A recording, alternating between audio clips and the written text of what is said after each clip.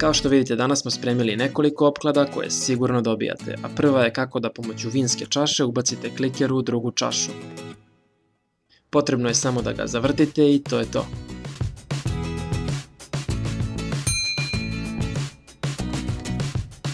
U drugoj bi trebali da izvadite ovaj novčić tako da se šibica ne pomeri.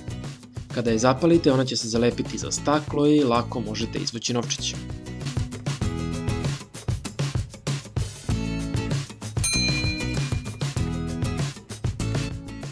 Ovde je cilj bio da se usred kvašenja vodom čačkalica pomeri i da novčić upadne u flašu, ali kao što vidite ovo uopšte ne funkcioniše.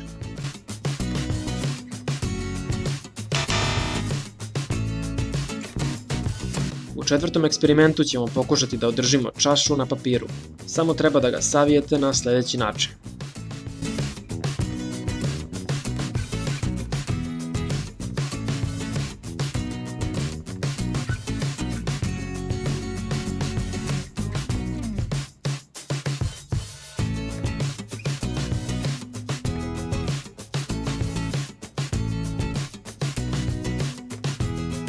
I to je bilo to. Još jedna opklada koju sigurno dobijate je sledeća, da pomoću balona podignete čašu.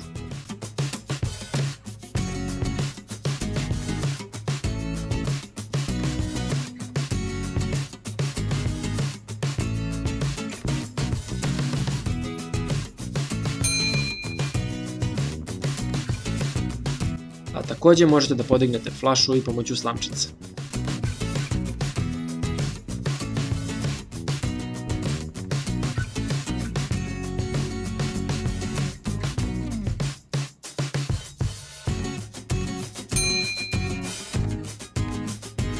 Ovo je stara fora koju ste možda već videli, ali evo za sve koji ne znaju o čemu je reč.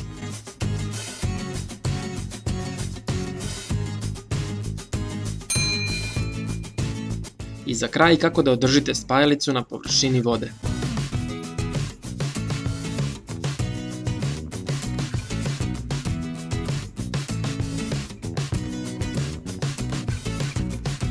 Ako vam se svidao videoklip, obavezno ostavite like, da pokušamo da pređemo 3000 lajkova. Možete pogledati i prethodni videoklip klikom na oblačić ispod.